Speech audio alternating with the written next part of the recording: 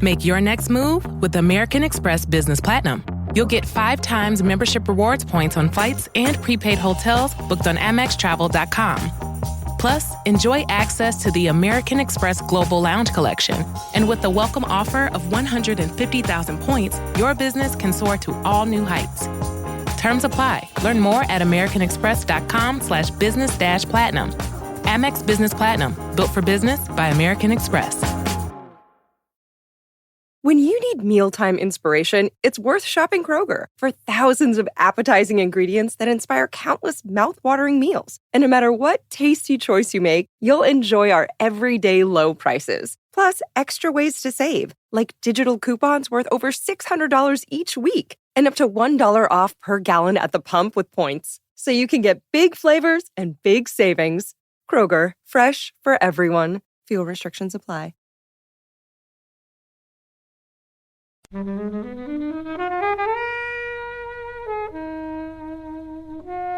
I sound so old now, but remembering being 16 and just fully, openly just loving, like where you hadn't been... The whole heart is like... like this is it, I've met the one, this is forever. And I was... Such a real feeling. Yeah, it was so real. I was like... You're listening to episode 86 of the Flixwatcher podcast. Hello film fans. In our studio today we've got Imriel. Hi. Sophie. Hello. And as always, Kobe. Hi. And we're reviewing To All the Boys I've Loved Before.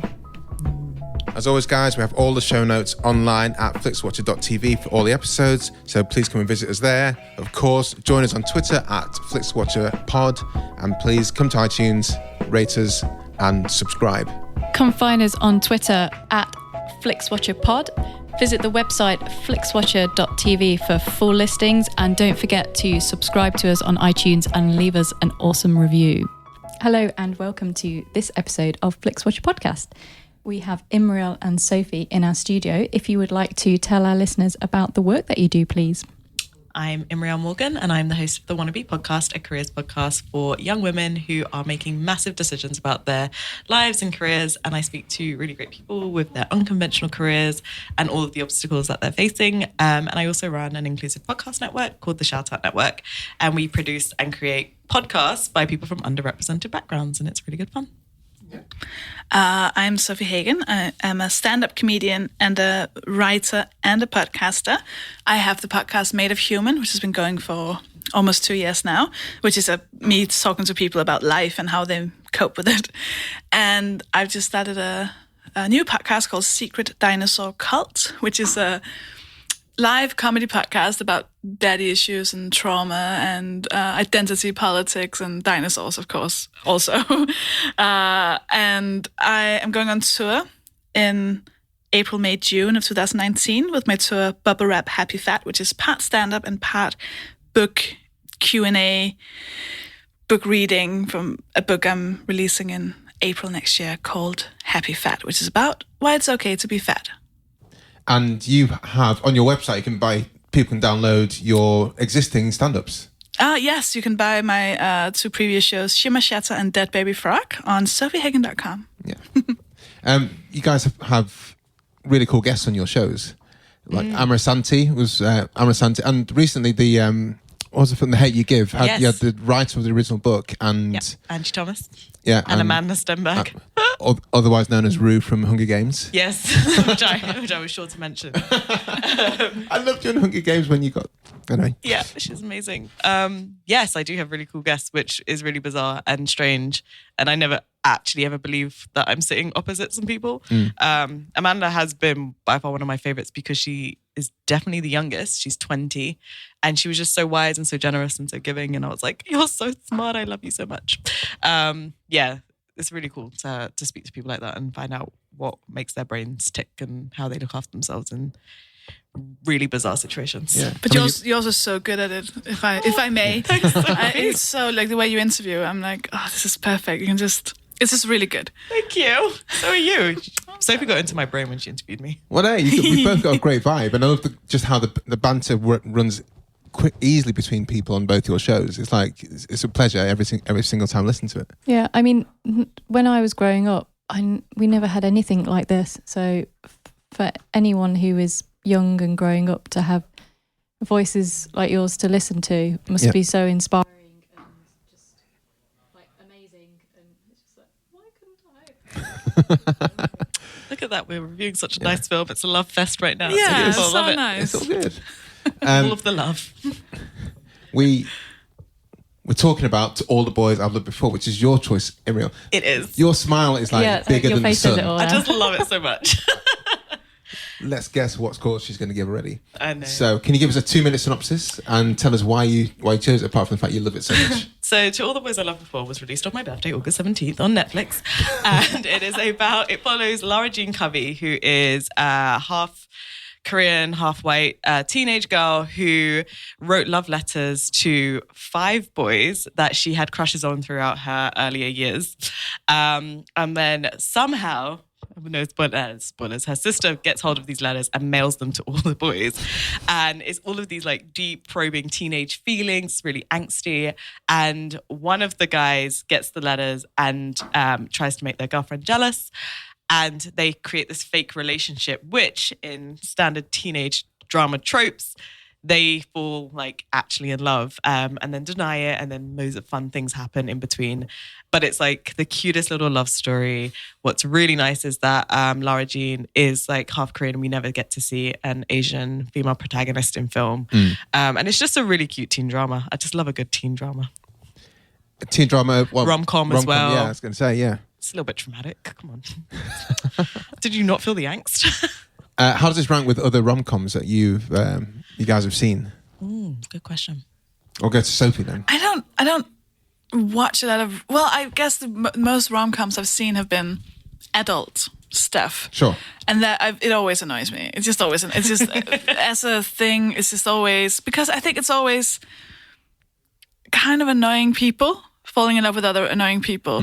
Where in this one, I really like them. Yeah. I really, really like them. And she's one of the first main characters I've seen who seems to be like a bit introverted. With like, there's a lot of this like extroverted, I'm falling over and being clumsy, but I still look hot all the time kind of things I see in a lot of rom-coms where I think I could kind of weirdly relate to this, 16-year-old girl. Yeah, she stays at home with her younger sister who's got a better quote-unquote social life than her. And she, when they make the rules of this fake relationship, she's like, no kissing in public. There's loads of really old school references to like the Golden Girls and like 16 Candles, which is like a really nice nod to people older, myself, that are watching it that would have like actually grown up watching some of those like Molly Ringwald, Brat Pack. Is it Brat Pack or Rat Pack? Brat Pack. Brat Pack movies as well. It's just so cute. Just love it. Or your thoughts, Hage? It's a really lovely film. I really enjoyed it. I think it was one of the ones when it came out. People sort of said, this is actually pretty good. The lead, she's... I like the way you Lana said it. Condor. This is actually pretty good. Yeah, well, I mean, this is the thing, because there's so many shit teen films where the lead is a blonde stick with no personality chasing a white washboard with no personality. And there's nothing to inspire, whereas the female lead in this is creative. She loves her family. She's got a really supportive dad, a great network of friends. There's just so many really nice things to kind of be on the side for. Sure. And you're with her every step of the way, and it is just really lovely. And I was trying to think of because there's rom-coms and then there's kind of teen rom-coms, and I think I quite like 10 Things I Hate About You. Say that. Was kind of like the benchmark for teen rom-coms, and then obviously Clueless, which is kind of in there as well, but not quite. What not? Is it a rom-com? Well, this is it. It was a little bit, but it's. Was that bit that kind of just crowbarred in at the end? I felt like the rom bit. Yeah, they really did try to make that happen, and I was like, the friendship between the two women was actually way more interesting than the actual love thing that they tried to make happen in Clueless.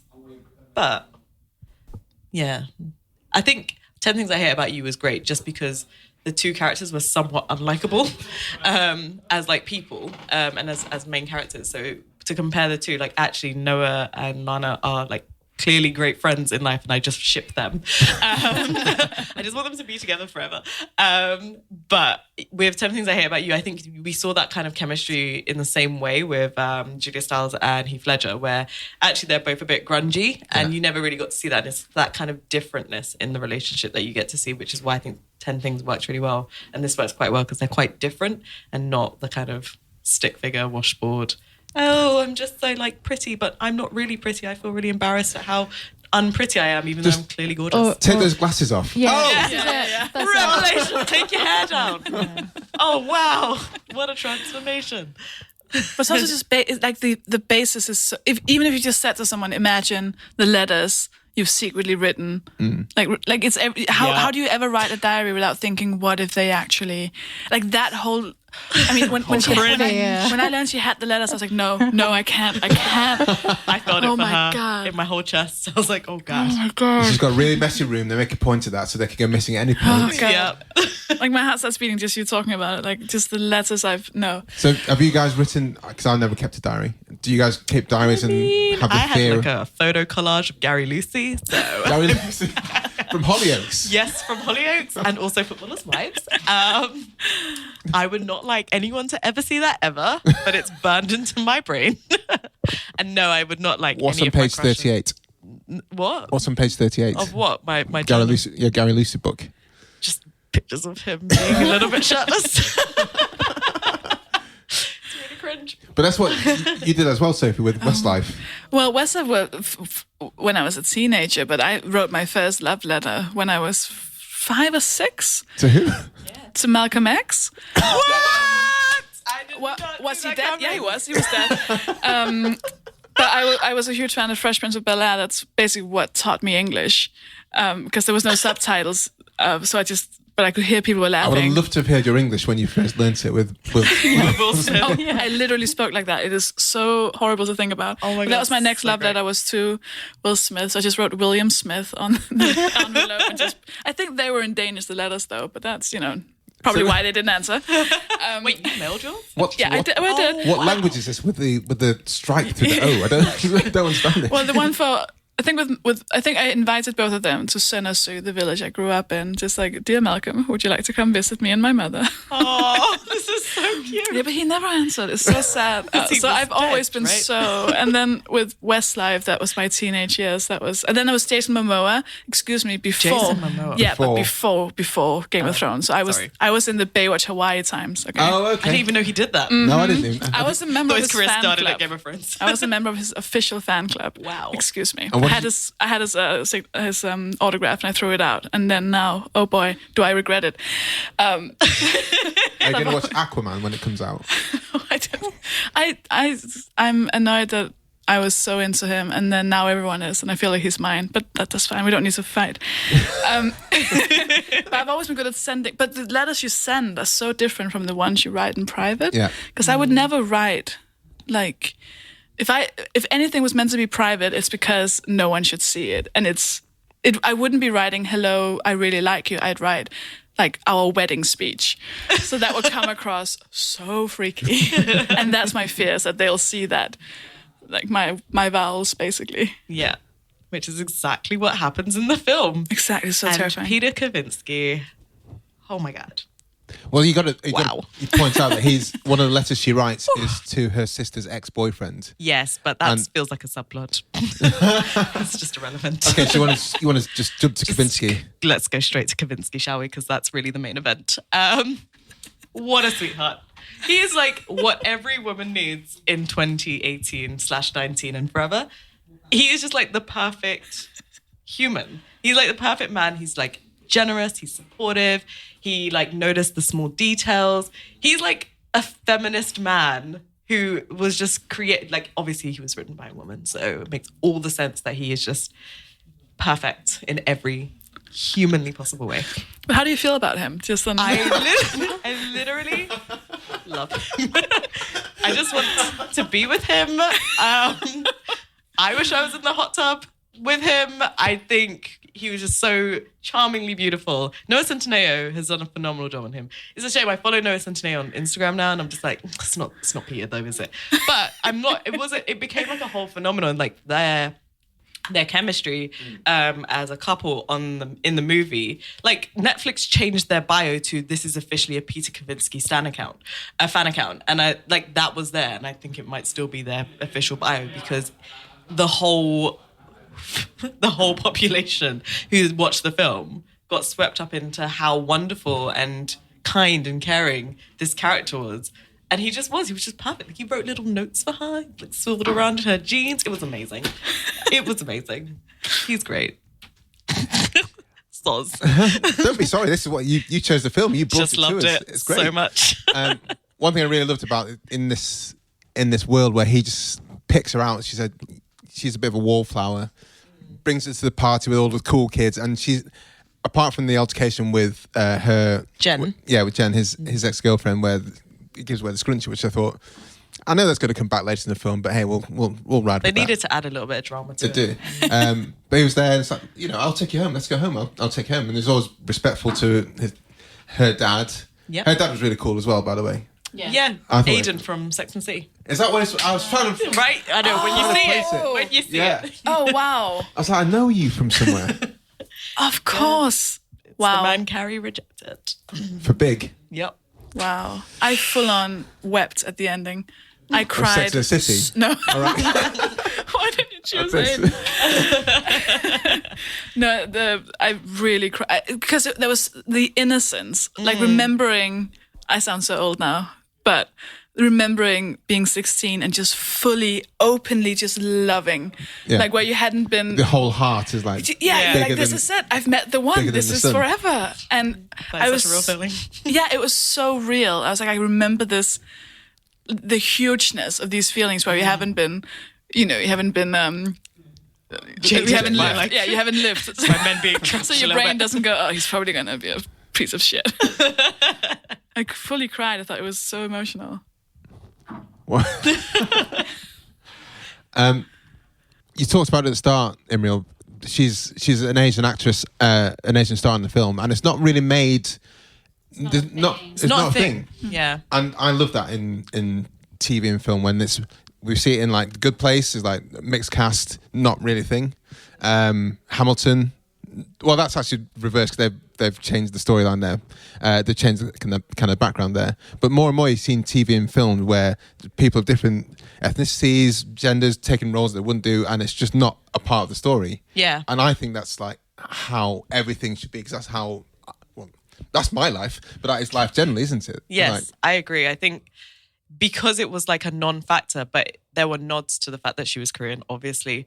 But it was just a normal. It wasn't a plot point. It wasn't like, oh, I like you because you're like from this back. Like, it was just a non-issue. She was just this really cute girl who liked a boy, and that's like so relatable. I feel like I'm not Asian or Asian American, but I can relate to liking a boy and just being like a regular human being. And I think that's what's so nice about the story. I think that's what makes it so special. But also, it shouldn't be so special. So I think that's what makes it like it's such an enjoyable watch. Where I'm like, oh my god, I love this so much. But would I have felt the same way if it was two white actors? Same story, props not. Wouldn't have moved me in the same way, I don't think. But there's this. It's amazing they don't do it more because, like, there was like the Korean yogurt or something, right? Yeah, there was like the a little yak cult. yeah. Yeah, and something like, and this is, I'm not comparing it into the greatest extent, but like the thought of a boy I liked wanting to taste something Danish. Oh, it's such a nice little thing that, why wouldn't you use that more? Just like having a tiny nod to something. Yeah, it's such exactly. what other movie has that element? Exactly. What other movie? I mean, I agree with everything. I was slightly disappointed that the main lead was white. I think maybe but this is a really good step in the right direction. But I think there's still a little bit more to do. But this is a really good starting point. Yeah, I mean, I just love Noah Centineo. I think he did a fabulous job, just being beautiful and whatnot. Just being just a throb. But yeah, you're right. But then I think Crazy Rich Asians did come out pretty much the same time. There was a lot of noise about that, and that did have two Asian characters at the forefront of it. Which was just, it didn't have the same impact in terms of like just the cuteness of the story, and it wasn't a teen rom-com, it was more adult, but I think it's just as cute, and it still made my heart sing at like how wonderful and lovey it all was. But yeah, I think I don't know. I don't know if it took away from it from me that he wasn't like Asian or other. Because you had like the other boy, like Lucas was another character that crept in who happened to be a gay black boy. So I think they did a really good job of like casting the different people. Yeah, it might have been like then it would have been like the Asian film. Yeah, like the love story between all. Yeah, as well. Unfortunately, it's set in suburban. Everyone's got really nice houses there, and it's not played upon that. Yeah, her dad is a gynecologist. Yeah, that was such a funny scene with her friend. Like, why would you want to do that? Like, why would you want to stare at a vagina? I was like, he's a man. I don't know. Feels like a thing. There's a movie coming up called Dumpling, which is based on a book called Dumpling by Julie Murphy, which has a fat lead actress in it.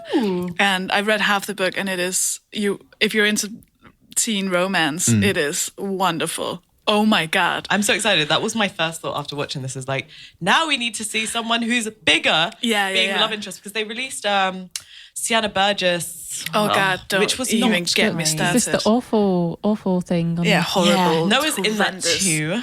As the love interest, but yes, it was not well done. It was basically like a catfish story, which I was like, why did the girl have to be a catfish? Why couldn't he just fall in love with her in the same way he fell in love with Lana? What was that about? Very different movie. But yeah, it was a very weird song. I did see it because Noah Centineo was in it. And I basically watched everything he's ever watched. Yeah. But yeah, like Sienna Burgess was not, like they came out around the same time. I think they were like within a few days of each other. And there was a lot of critical acclaim around it. He was obviously buzzing from To All the Boys I've Loved Before. And yeah, it was like, finally a girl who is not like stick thin is the lead actress in this film, and it's meant to be like a teen rom-com again. And I don't want to give massive spoilers on that actually, but it does have like a happy-ish ending, as you would expect from these things, but the whole storyline was just hot. I mean, the worst thing about it is that there would have been so many people who would have had to signed it off and gone, yeah, we think this is a good idea. Yeah, but they signed off Insatiable recently too, and that was suspect as hell. But like, Trump. I'm so sorry, but that's a lot of people having to sign off on that one. Like, I think I've reached the point now where just don't when we grow up, we learn that the adults, they know better. Like the adults know what to do about things, and then you grow up, you're like, oh no. They're just adult children. Yeah, none of us know anything. We reviewed recently The Fundamentals of Caring, which has the main character in it has got muscular dystrophy, but it's played by an able-bodied actor, which is just like it's on that kind of on that spectrum of like there should be just more representation across the board. Yeah, and there's no reason why he couldn't have been played by a disabled actor. Yeah. They've definitely done that in other like TV shows and teen shows I've seen where like someone's brother would be like would have Down syndrome and be a real life person with that condition. And even in Sienna Burgess, actually, wasn't his like brother meant to be like blind or something like that? And then they basically have her pretend to be like, it was really like everything was bad about that film actually. But I've seen a few teen shows where they actually do get characters or get actors with those conditions playing their parts. I think actually teen shows are much better at doing that than adult shows, which just have people playing roles that they shouldn't be. Well, in Breaking Bad, Walter's son has got cerebral palsy. Yeah, he's quite high functioning for cerebral palsy, wasn't he? And that's what it wasn't made part of the story. It wasn't like, I need to go back and check on my son because he's got cerebral palsy. He was just like, here's my son. Yeah. And he drove. And there's no kind of like backstory or side story or explainer. Because there's a really cool storyline where he turned 17 and get a car, and his car is ridiculous. Not because he's got cerebral palsy, but because he's a 17-year-old kid with a Ford Mustang, which is like supercharged, and no kid should have that car. Just simply no kid should have that car. And I really love that kind of aspect of things. He just wants to be a kid. I think I'm loving the way that things are going more and more in that direction. I think it's just getting better and better, and like support and champion as much of this as possible. Having said that, when I saw this on my Netflix screen, I wasn't drawn to it initially. I actually wasn't either, because I'm actually not that into rom-coms. Massively into them, I'm not gonna lie. I love When Harry Met Sally. But I saw it on Twitter. It was really it became like this mad fandom on Twitter. Like it was really buzzing that weekend. Everyone was like, it was like Tit Lab and then Crazy Rich Asians were like the two things. And it was such a big moment for Asian Americans. And like, because I follow such a great bunch of people, you want to celebrate in those moments whenever I see anything big in diversity, which I hate the word, but you know, whatever. Whenever I see any of those moments, I'm like, what is going on for the Asian American community? What's Aquafina doing? Like, I want to know, because those moments are so few and far between that you want to be involved and you want to support, you want to give solidarity. So yeah, you watch, and I was like, what's this movie everyone's banging on about? Let me just go and watch it. And I was like, what? This is the best thing I've ever seen in my life. I love it. I watched it every day. Sometimes multiple times. But it's cool. I like the Asian American side of things. I guess in Hollywood, the white actors have the biggest pie, slice of the pie. But then black actors do pretty well as well. Yeah, they're doing all right. Rom-com wise. Anyway. For a long time, the most popular, most successful film for non-black or non-white actors was Harold and Kumar Go to White Castle. That's not even like the main one, is it? That's like a sequel? No, that's the first one. Oh, was it? Yeah. Oh, sorry, Get the Munchies. It's called Go to White Castle in the first one. Oh, okay. But that was the most successful film without a main black or white lead. And you kind of think, guys, it was a good film. Guys, I'm not gonna lie. Yeah, I enjoyed it, but come on, but there must be something where it's just like kind of more. Universal story that has a bit of everyone in it. Yeah. So all the ones I'm not promoting. Now we have it. Yay! I'm so glad. Okay, let's move on. I think Slumdog's surpassed it then. Slumdog was really good, actually. That was a really nice movie. Really, really nice. Should we head on to the scores, guys? Yeah. Let's go to the scores.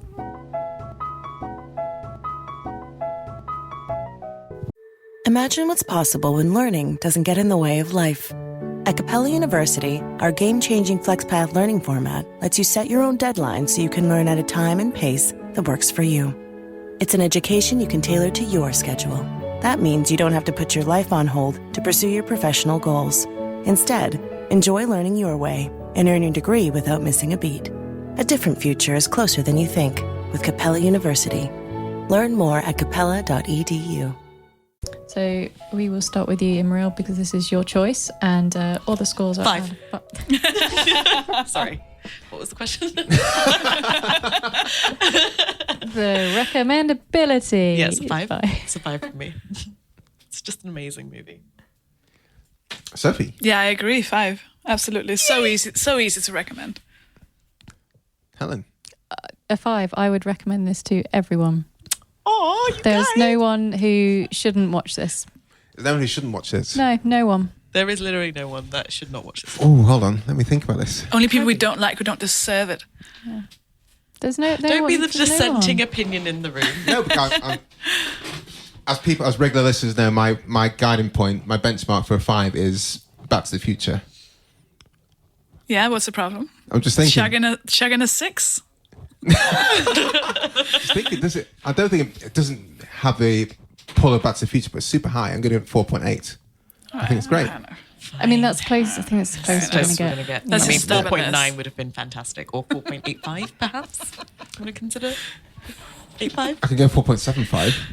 All right, go on then. Wait, 4.7, but that's low. No, Yeah, no, no. sorry, take it back. Repeat viewing score. I can sense where this is going to go. It's a 5 from me. How many times have you seen it now? About 11, and I watched it like Wow. 2 days ago, just for fun. So What? I literally watch it every day from my birthday onwards. It was This is like so good. it's like back in the 80s when you had like 3 VHS tapes. It's like, should I watch Twins again? Yeah, I watched The Lion King a lot Yeah. in my childhood. No, I like the way it makes me feel. It makes me feel really happy Good. and joyful, and it's a feeling that you want to. Why would I not want to have that feeling? Like just seeing like 2 people just be really happy and in love for a bit. It's a nice feeling. 5. Sofie? Like I want to watch it right now. Like I'm getting like, oh, let's just get this over with so I can go home and watch. Like it That's feels how like I a self-care thing to do. So I think I think 5 as well. It's definitely.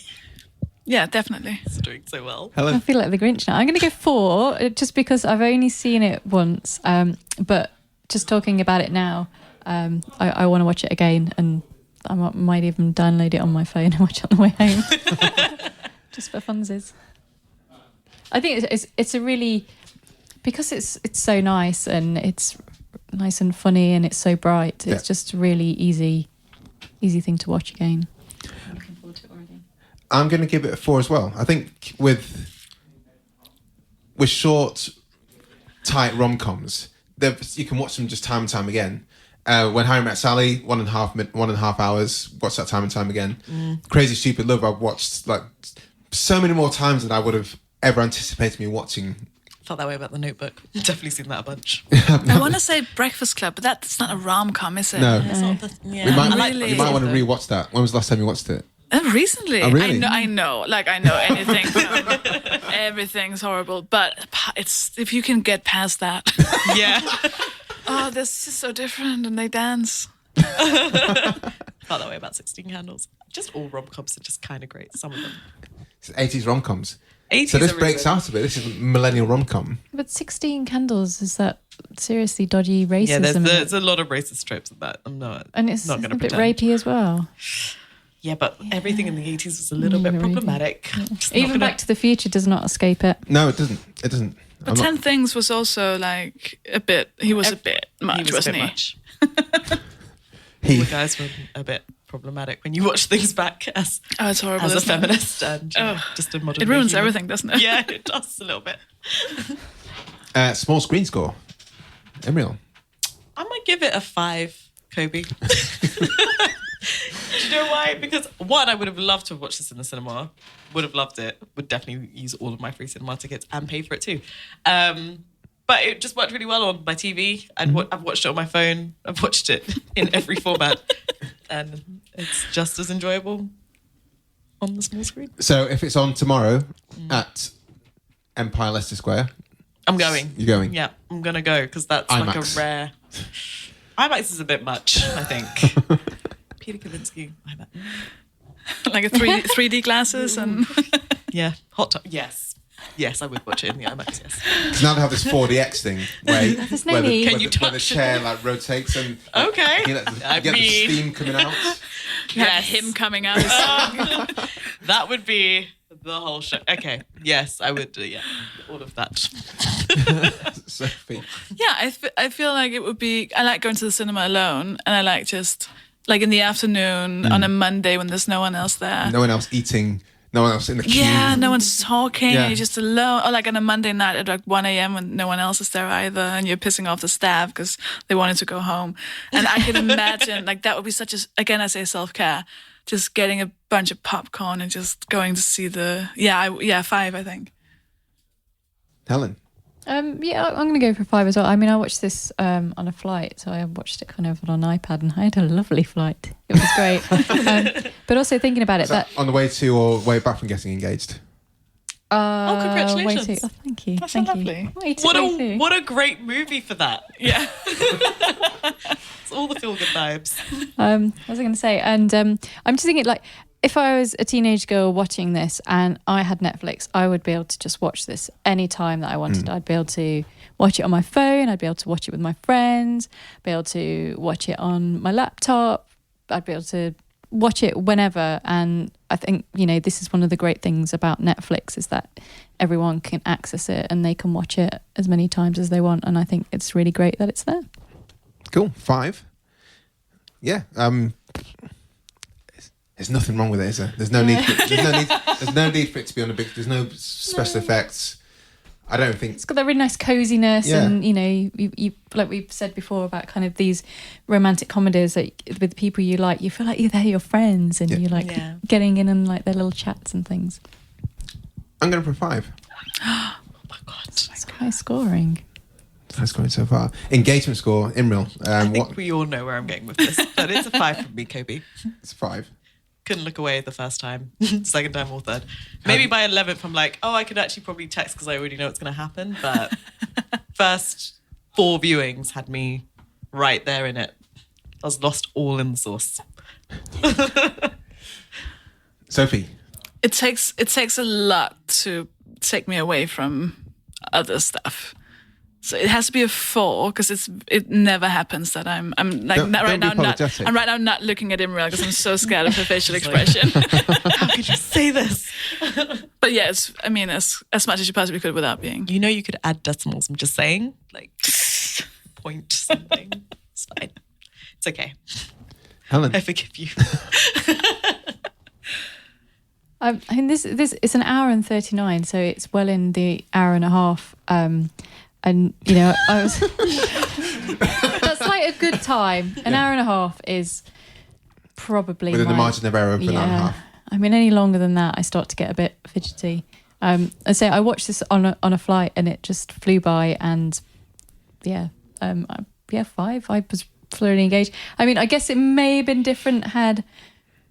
But it wasn't, so it's okay. Had access to the I don't know. It's Had you been really, at home and...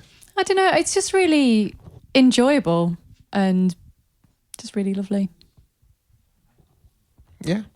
I'm going to go for a 4. I don't know. I wasn't just wholly in it all the time. Can't really tell you why. 4.1 maybe. Thanks. I don't know why I'm like pandering to Imriel. So much passion. Yeah, I just love it so much. It's infectious. I want you to be my PR. Just be like, how can you not hire her? I'd make a great PR for you. So you I'm like your would. biggest fan. Yeah, I think I don't know. 4.48, everybody. I'm trying to think when I Or dived out. 4.9. No, 4.49. 4.74. What? That's really high. 4.74. When Harry Met Sally get? When Harry Met Sally got... I mean, I love What's the them both. highest score? Oh, Oh my goodness. 4.78. Oh, come on, Sophie, just give it a point. No, Something. it's too late. It's cast in stone now. It's cast in stone. What's the Wow. highest scored one? 4.78. Yeah. When Oh, was Harry that Met up Sally. there? Oh, Yeah. cool. Damn it. So the record I didn't was know it was a competition with other films. Yeah. Now I would have. held for a while and beaten very recently. Who knew this was going to be nipping at its Yeah, so tail? this is definitely second. What We Do in the Shadows is 4.71. This is Okay. So What's the worst one? the worst one we think is a film called Ark, which is a Netflix like sci-fi set in a house with a kind of And in the Groundhog future, Day they have no connotations. shoes. I don't know. It just sounds really good, but I'm gonna not go into that. Yeah, 4.74. That's really good. high. Yeah, absolutely. Guys, thank you so much for your time. Thank you for picking the film, Imriel. Can you tell us where Sophie and Imriel, where we can find you online, so all the listeners can go and flock to your Twitters and Instagrams and Facebooks Get and your websites? podcasts and everything. Yeah, so you can find me on Twitter at Imriel Morgan, and you can follow me on Instagram at wannabepodcast, and you can also listen to my podcast at wannabepodcast.com, and it's where all good podcasts are found. Spotify, Google Podcasts, Apple. Apple third. I have a Pixel, baby. I don't know what Apple their, is. their podcast app is crap. Oh Yeah, I it's don't- really I don't bad. use It's it. really bad. I don't use it. But you can use it to give our podcast a 5-star rating to Yes. get in new and noteworthy. I'm Sofie Hagen on all social media. SOFIEHAGEN. I know I say that as a school teacher, but it's been said wrong a few times before. Podcasts are Secret Dinosaur, Cult, and Made of Human, and they can be found on all great podcast platforms as well, and the bad ones. Cool. Awesome, Thanks for guys. coming on. Thank you very Thanks much. for having Thanks us. for having us. Bye. Bye. Bye. Thanks for listening. As always, you can find us on iTunes. Do subscribe and leave us a nice review if you feel like it. You can find us on Twitter at FlixWatcherPod, and the website is flixwatcher.tv. Thanks, as always, to the mighty people for their mighty, mighty tunes, and thanks to Brendan Russell for his awesome editing skills.